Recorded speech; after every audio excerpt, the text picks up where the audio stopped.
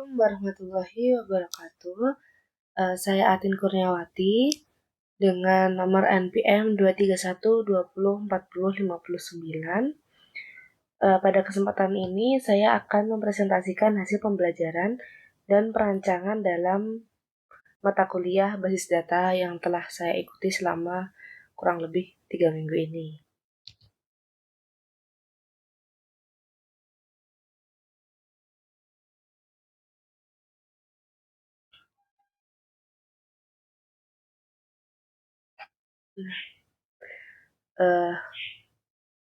Di sini ada latar belakang di mana pada era digitalisasi saat ini, perkembangan teknologi informasi itu telah membawa perubahan besar dalam dunia kesehatan.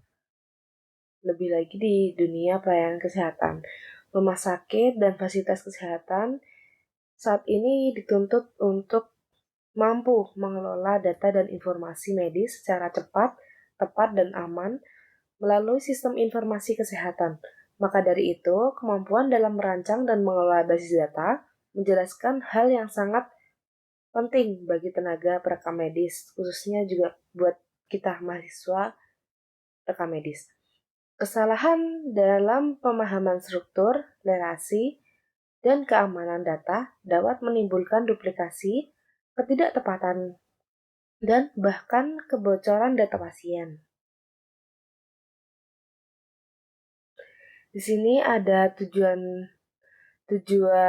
umumnya, itu kami mahasiswa di mata kuliah ini untuk mampu memahami, merancang, serta memanfaatkan basis data kesehatan secara efektif untuk mendukung pengelolaan data dan informasi medis pasien. Secara khusus, mahasiswa diharapkan untuk memahami konsep dasar basis data dan peranannya dalam sistem informasi kesehatan, mampu menganalisis kebutuhan dan merancang model data IRD dan DFD sesuai dengan kebutuhan informasi kesehatan, dan mampu menggunakan PHP MyAdmin untuk pengelolaan data kesehatan.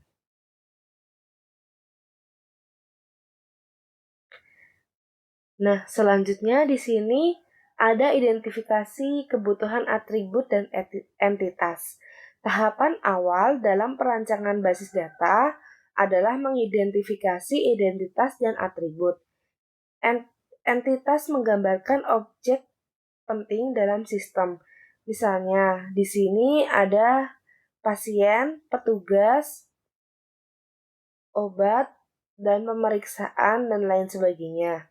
Sementara atribut akan menjelaskan karakteristik dari entitas tersebut, seperti nama pasien, tanggal lahir, atau diagnosa.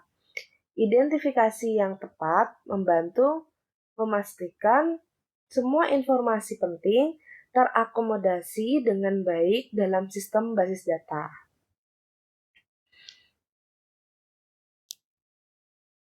Nah, di slide selanjutnya ada pemetaan struktur data dengan kebijakan saat ini. Pada tahap ini, dilakukan pemetaan antara struktur data yang dirancang dengan kebijakan atau prosedur yang berlaku di fasilitas kesehatan. Langkah ini penting agar desain sistem tidak hanya efisien secara teknis, tetapi juga sesuai dengan standar dan regulasi pelayanan kesehatan.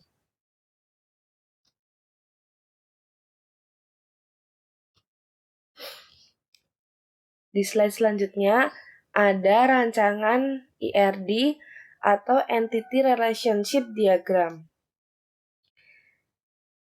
yang menggambarkan hubungan antara entitas dalam sistem. Diagram ini menjadi dasar pembentukan tabel-tabel dalam basis data, sehingga semua data dapat saling terhubung secara logis dan konsisten.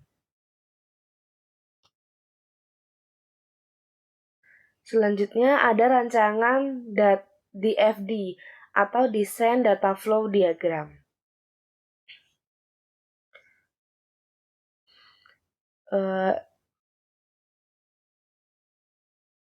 Di sini DFD ini menjelaskan bagaimana data mengalir antara pengguna, proses, dan penyimpanan data.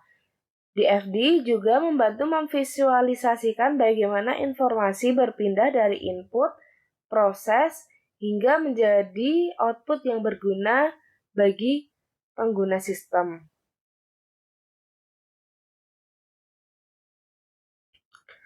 Untuk slide selanjutnya ada normalisasi. Proses normalisasi dilakukan agar struktur tabel menjadi efisien dan bebas dari redundansi. Tahapannya meliputi yang pertama ada UNF, yaitu data masih bercampur dalam satu tabel yang besar. Yang kedua ada satu NF, di mana nilai tunggal di tiap kolom. Yang ketiga ada 2 NF, di mana atribut non-kunci bergantung penuh pada primary key. Yang keempat, ada 3 NF, tidak ada ketergantungan antara atribut non-kunci.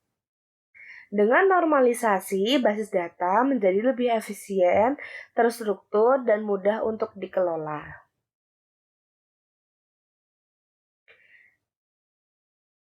Nah, di sini hasil akhir rancangan dari basis data.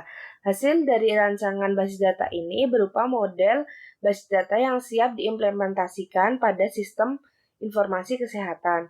Desain ini diharapkan dapat membantu meningkatkan akurasi, efisiensi, serta keamanan pengelolaan data pasien dan pelayanan kesehatan.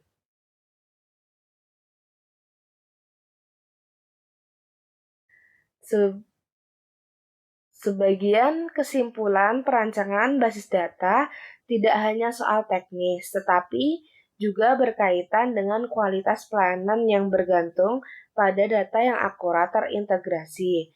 Melalui mata kuliah ini, saya belajar bahwa penguasaan konsep basis data menjadi bakal penting bagi tenaga RMIK dalam menghadapi era digital kesehatan. Terima kasih. Wassalamualaikum warahmatullahi wabarakatuh.